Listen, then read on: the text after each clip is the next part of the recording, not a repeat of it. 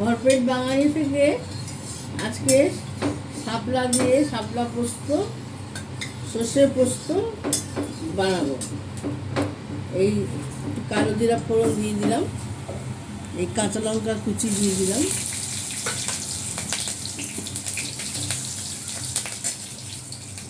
এই যে সর্ষে পোস্ত, হলুদ, লঙ্কা গুঁড়ো, নুন দিয়ে ভিজিয়ে রেখেছিলাম, এটা দিয়ে দিলাম।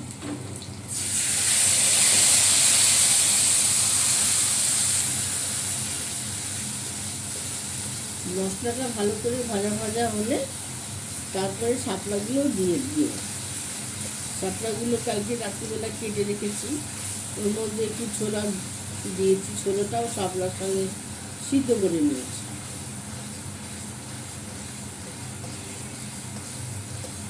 পোস্ত বাটা হয়ে গেছে, তেলটা ছেড়ে ছেড়ে দিয়েছে।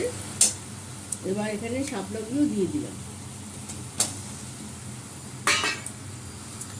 শাপলা খাবেন, এখন প্রচুর শাপলা উঠেছে। শাপলা কিন্তু বেশি দিনের জন্য না, শাপলা খেতে ঠান্ডা, খেতে ভালো লাগে।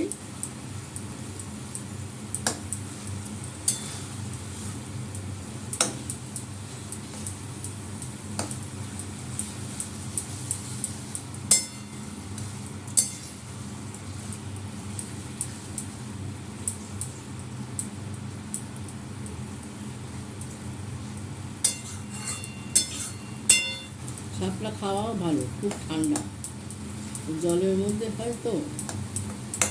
এইভাবে করে খাবেন, দেখবেন খুব ভালো লাগবে খেতে।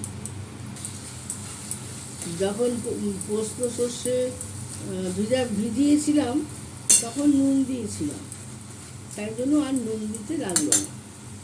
একটু মিষ্টি দিয়ে দিই, এটা একদম নিরামিষ তরকারি তো, মিষ্টি মিষ্টি ভালো লাগে।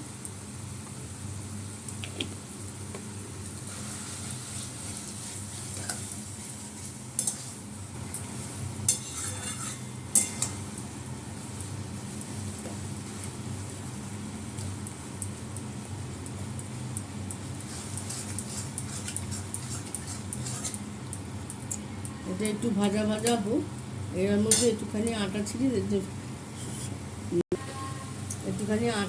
দিলাম, তাহলে ওই জল জল ভাবটা আর থাকবে না।